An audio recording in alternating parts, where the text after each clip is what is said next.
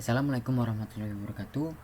Saya Muhammad Baksamukas dari kelompok 7 kelas 10 IPA 2 ingin menjelaskan 10 jenis alat-alat musik tradisional.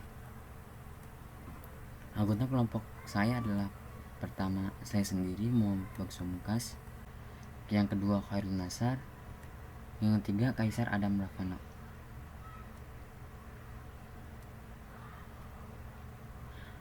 Alat musik tradisional Jawa Barat. Angklung. Pengenalan angklung. Angklung adalah alat musik multisional atau bernada ganda yang secara tradisional berkembang dalam masyarakat Sunda di suku Sunda. Alat musik ini dibuat dari bambu, dimainkan dengan cara digoyangkan sehingga menghasilkan bunyi yang bergetar dalam susunan nada 2, 3 sampai 4 nada dalam setiap ukuran, baik besar maupun kecil. Angklung terdaftar sebagai karya agung warisan budaya, lisan, dan non-bendawi manusia dari UNESCO sejak November 2010.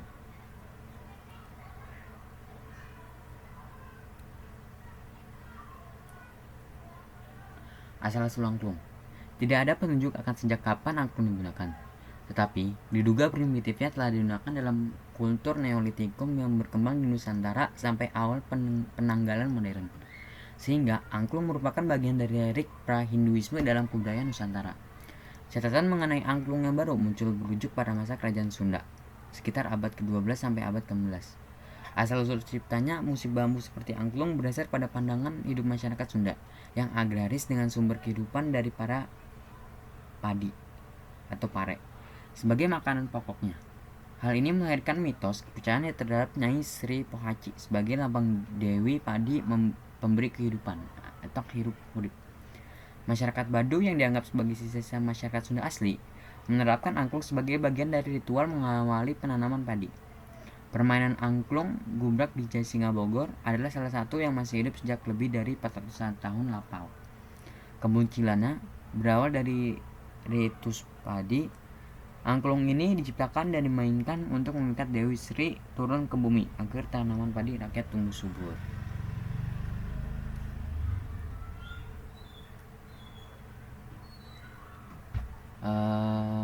Fungsi angklung.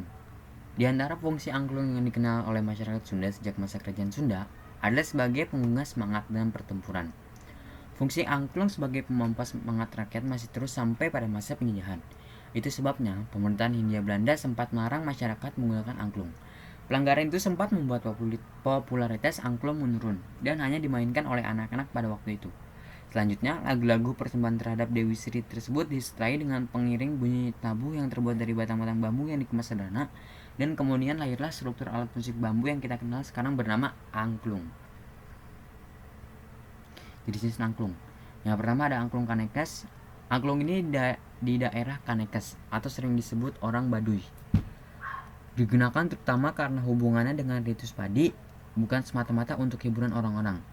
Angklung digunakan atau dibunyikan ketika mereka menanam padi di huma atau ladang. Menabuh angklung ketika menanam padi ada yang hanya dibunyikan bebas atau dikurulungkan, terutama di Kajeroan, Tangtu, Baduy, Jero. Dan ada yang dengan ritmis tertentu, yaitu di Kaluaran atau Baduy luar. Jenis-jenis angklung yang kedua, angklung reok. Angklung reok merupakan alat musik untuk mengiringi tarian reok Ponorogo di Jawa Timur. Angklung reok memiliki khas dari segi suara yang sangat keras, memiliki dua nada serta bentuk yang lengkungan rontan yang menarik. Tidak seperti angklung pada umumnya berbentuk kubus, dengan hiasan benang berumbai-umbai dengan warna yang indah. 3. Angklung Banyuwangi. Angklung Banyuwangi ini memiliki bentuk seperti calung dengan nada budaya Banyuwangi. 4. Angklung Bali. Angklung Bali memiliki bentuk dan nada yang khas Bali. Yang kelima, angklung gubrak. Angklung gubrak terdapat di Kampung Cipining, Kecamatan Cigudeg, Bogor. Angklung ini telah berusia tua dan digunakan untuk menghormati Dewi Padi dalam kegiatan melak pare atau menanam padi, mengunjal pare atau mengangkut padi, dan ngadiyukeun atau menempatkan ke laut atau lumbung.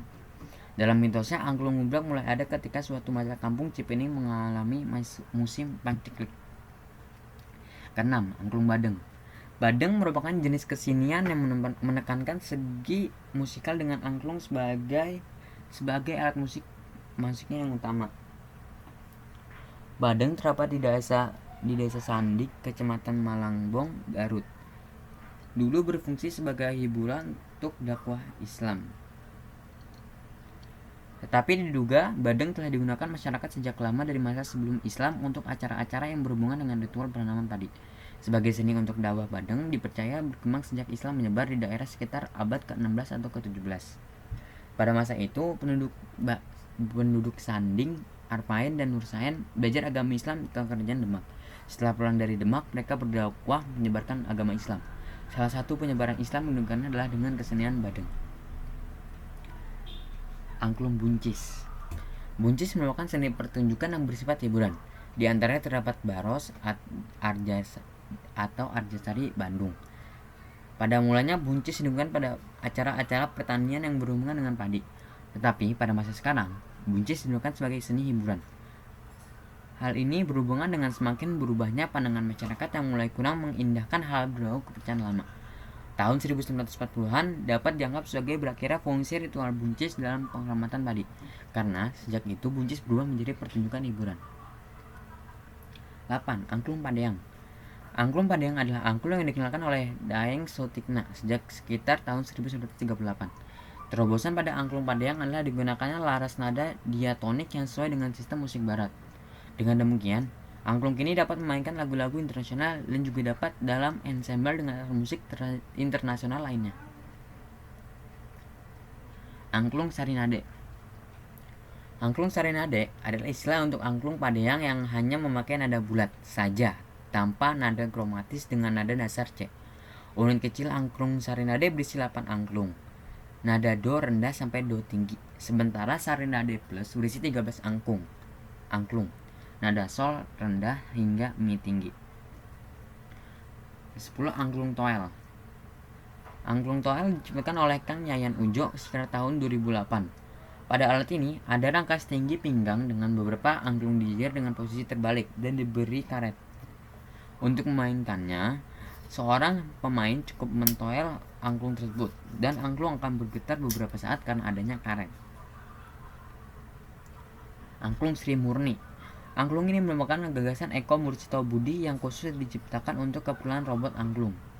Sesuai namanya, satu angklung ini memakai 2 atau lebih tabung suara yang nadanya sama, sehingga akan menghasilkan nada murni atau monotonal. Ini berbeda dengan angklung yang Padeang yang multisional.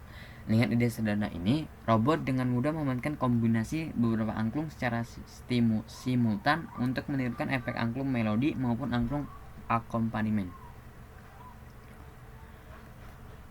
D. Teknik permainan angklung. Memainkan angklung sangat mudah. Seorang tinggal memegang rangkanya pada salah satu tangan, biasanya tangan kiri, sehingga angklung tergantung bebas. Sementara tangan lainnya atau biasanya tangan kanan menggoyangnya hingga berbunyi. Dalam hal ini ada 3 teknik dasar menggoyang angklung. Yang pertama ada kurulung atau getar, merupakan teknik paling umum dipakai, di mana tangan kanan memegang tabung dasar dan menggentarkan ke kiri kanan berkali-kali selama nada ingin dimainkan. Yang kedua ada centok atau sentang. Adalah teknik di mana tabung dasar ditarik dengan cepat oleh jari ke telapak tangan kanan, sehingga angklung akan berbunyi sekali saja atau staccato. Yang ketiga ada tangkap, mirip tikurulung namun salah satu tabung ditahan tidak ikut bergetar. Pada angklung melodi, teknik ini menyebabkan angklung mengeluarkan nada murni. Satu nada melodi saja, tidak 2 seperti biasanya. Sementara itu pada angklung akompanimen mayor, teknik ini digunakan untuk memainkan akord mayor 3 nada. Sebab bila tidak ditangkap yang termainkan adalah akord dominan septim atau 4 nada. Bagian-bagian angklung. Iya, ini gambarnya adalah bagian-bagian angklung, bisa dilihat. Ada palang gantung, dijir atau tiang, tabung dasar, tabung besar, tabung sedang, tabung kecil, dan tabung sorak. Alat musik tradisional Nusa Tenggara Barat, sasando. Pengertian sasando. Sasando adalah sebuah alat musik Dawa yang menggunakan dengan dipetik. Instrumen musik ini berasal dari Pulau Rote atau Nusa Tenggara. Alat musik tradisional NTB, sasando. Pengertian sasando. Sasando adalah sebuah alat musik dawai yang dimainkan dengan dipetik. Instrumen musik ini berasal dari Pulau Rote, Nusa Tenggara Timur. Secara harfiah, nama sasando menurut asal katanya adalah bahasa Rote sasandu, yang berasal dari kata sandu atau sanu yang artinya bergetar atau meronta. Suara sasando memiliki kemiripan dengan alat musik dawai lainnya seperti gitar, biola, kecapi, dan harpa. Sasando menurut organologi tergantung dalam sitar tabung bambu. Sasando ini dimainkan dengan cara dipetik. Secara sasando. Sejarah. Sebenarnya banyak versi cerita-cerita yang mengisahkan tentang lahirnya alat musik sasando. Kemungkinan ada 4 versi yang terkenal, tapi saya ambil saja salah satunya saja guna untuk memperingkas. Sasando ditemukan oleh 2 orang penggembala bernama Lumbilang dan Balialang. Diceritakan oleh Jeremias Pah. Ketika meladang bersama domba-domba, mereka membawa selai daun lontar. Saat kehausan di siang hari, mereka melipat daun lontar tersebut untuk menimba air. Untuk melipat bagian tengah, daun berwarna kuning muda harus dibuang dan ketika hendak melepas, tali tersebut dikencangkan tanpa disangka. Ketika ditarik keras, menimbulkan bunyi nada yang berbeda-beda. Tetapi karena sering terputus, keduanya lantas mencungkili lidi-lidi tersebut. Akhirnya mereka menemukan bahwa apabila dikaitkan rapat akan membunyikan nada tinggi dan sebaliknya mungkin merenggang, dawai akan menghasilkan nada yang rendah. Jenis-jenis sasando. Yang pertama, barisan alatnya dibagi 2, yaitu sasando tradisional dan sasando elektrik modern.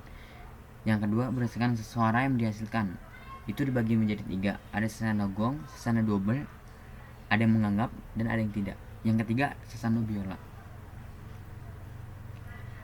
Ya, ini gambar sasando tradisional dan gambar sasando elektrik atau modern. Teknik memainkan sasando. Tangan kiri. Pertama, jari telunjuk tangan bertumbuh di atas nada B. Dalam hal ini ada 7 nada. 2. 3 jari tangan kiri memetik atau memainkan melodi dan bass pada nada-nada D1, C1, G2, F, G, Fis, B, C, D, dan seterusnya sampai nada tertinggi. Ketiga, jari telunjuk bertugas hanya satu nada, ialah nada B atau 7. Selesai jari telunjuk memetik nada B atau 7, jari telunjuk harus cepat bertemu kembali ke atas dawai itu, lalu jari tengah dan ibu jari berpindah-pindah memainkan perannya sesuai dengan lagu yang dimainkan. Keempat, jari tengah tangan kiri memerankan nada V, Fis, G, G2, C, bahkan bisa mencapai nada-nada D1 yaitu 4, 4, 5, 5, 1, 2, nada F, Fis, G, membunyikan melodi sedang nada C, G2, dan D1 sebagai pelengkap bass. 5. Ibu jari tangan kiri bertugas pada nada C, D, E, F, dan seterusnya sampai pada nada tertinggi semata-mata memainkan melodi. Yang keenam, ketiga jari tangan kiri ini yang memetik melodinya dengan jelas, sedang nada C1, G2, dan D1 hanya merupakan pelengkap bass. Tangan kanan. Tugas pokok 3 jari tangan kanan untuk memainkan nada pengiring atau irama lagu dan sewaktu-waktu sebagai nada pelengkap melodi dan bass. Ibu jari tangan kanan memerankan nada-nada A, E, D, C. Nada A selalu sebagai pelengkap melodi dan juga sebagai nada pengiring. Jari telunjuk tangan kanan memerankan nada C, B1, A sebagai nada pengiring. Jari tengah kanan memerankan nada A1, G1, G1, E, D1 sebagai nada pengiring dan bass. Gerak 3 jari tangan kanan ini berpindah-pindah. Jarak pindah tidak terlalu besar. Tugas 3 jari ini boleh memetik 3 nada serentak atau berganti-ganti sesuai irama lagu yang dimainkan mengikuti melodi yang dimainkan oleh 3 jari tangan kiri. Fungsi alat musik sasando. Pertama, fungsi terapi. Yang kedua, fungsi hiburan. Yang ketiga, fungsi upacara adat. Yang keempat, fungsi finansial. Yang kelima, kebanggaan bangsa Indonesia. Alat musik tradisional Kalimantan Tengah, katambung. Katambung merupakan alat musik perkusi jenis kendang yang memiliki panjang 75 cm yang biasa digunakan oleh masyarakat suku Dayak Ngaju yang tinggal di Kalimantan Tengah dan diperkirakan berkembang sebelum abad 10 Masehi. Bentuk alat musik ini tergolong unik karena menyerupai tabu siam atau labu air.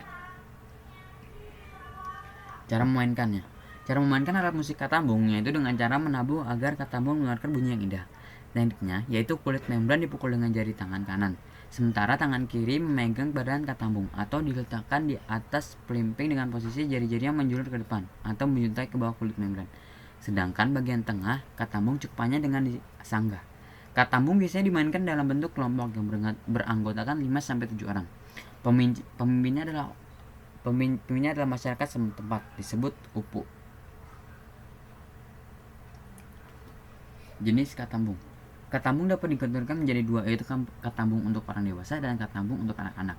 Katambung yang pertama terbuat dari kayu, umumnya berukuran panjang lebih kurang 70-75 cm dengan garis tengah atau tempat meletakkan kulit membran antara 15-18 cm. Sedangkan katambung yang kedua terbuat dari bambu, umumnya berukuran panjang sekitar 40-60 cm.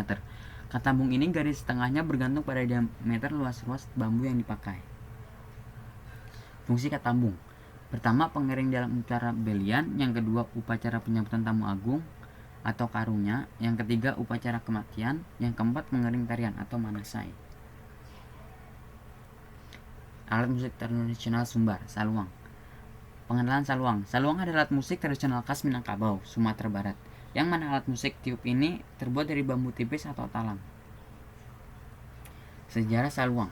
Pertama kali munculnya alat saluang adalah di Nagari Singgalang, Kabupaten Tanah Datar, oleh salah seorang penduduk Nagari Singgalang bernama Sikalam. Pada saat menemukan alat musik ini berawal dari ide membuat alat bunyi-bunyian sebagai alat untuk mengungkapkan isi perasaan untuk mengisi waktu senggang. Akhirnya, ide Sikalam ini berkembang terus menjadi sebuah alat kesenian yang mempunyai nilai tersendiri dan menjadi kegemaran masyarakat di sekitarnya. Saluang termasuk dari golongan alat musik suling, tapi lebih sederhana pembuatannya. Cukup dengan melubangi talang dengan 4 lubang. Panjang saluang kira-kira 40-60 cm dengan diameter 3-4 cm. Pada bagian pangkalnya terdapat 4 buah lubang nada. Pada bagian ujung saluang terdapat suai sebagai tempat meniup. Jenis-jenis saluang. Ada banyak jenis-jenis saluang, diantaranya pertama ada saluang darek, yang kedua saluang sirompak, yang ketiga saluang pauh, yang keempat saluang panjang. Cara memainkan saluang. Pertama, hal yang utama dalam memainkan saluang ini adalah cara meniup dan menarik nafas secara bersamaan, sehingga peniup saluang dapat memainkan alat musik itu dari awal sampai akhir lagu tanpa putus atau circular breathing. 2. Teknik yang dimainkan manyisyahango kini dapat dikuasai dengan latihan yang berkesinambungan. 3. Jangan lupa tiuplah dari bagian atas yang telah diruncingkan atau disuai agar nyaman dan mudah mengatur posisi mulut dengan posisi ujung saluang berada pada samping bibir. Fungsi saluang. Secara garis besar, berikut 4 fungsi alat musik saluang. Pertama, untuk mengering dendang atau nyanyian, umumnya didendangkan oleh beberapa wanita. Yang kedua, untuk memberikan acara kesenian daerah. Yang ketiga, mengiringi pertunjukan acara adat, upacara, dimainkan saat memanen padi, dan lain-lain. Yang keempat, berfungsi sebagai alat musik tradisional yang dipajang pada museum, berguna untuk jadi objek wisata. Next. Alat musik tradisional Sulut, kolintang. Pengertian kolintang. Kolintang atau kulintang adalah alat musik yang terdiri dari barisan gong kecil yang diletakkan mendatar. Alat musik ini dimainkan dengan diiringi oleh gong atau tergantung yang lebih besar dan drum. Dalam bahasa daerah, ajakan mari kita lakukan tong ting tang adalah mangemok kumolintang. Ajakan tersebut akhirnya berubah menjadi kata kolintang. Asal-usul kolintang. Menurut sejarahnya, alat musik kolintang sudah ada sejak zaman dahulu dan digunakan masyarakat untuk upacara ritual adat yang berhubungan dengan pemujaan roh leluhur. Sejak masuknya agama Kristen dan Islam di Dataran Minasa, kolintang tidak lagi difungsikan sebagai pengiring upacara adat, namun lebih difungsikan sebagai pengiring tarian, pengiring lagu, atau pertunjukan musik.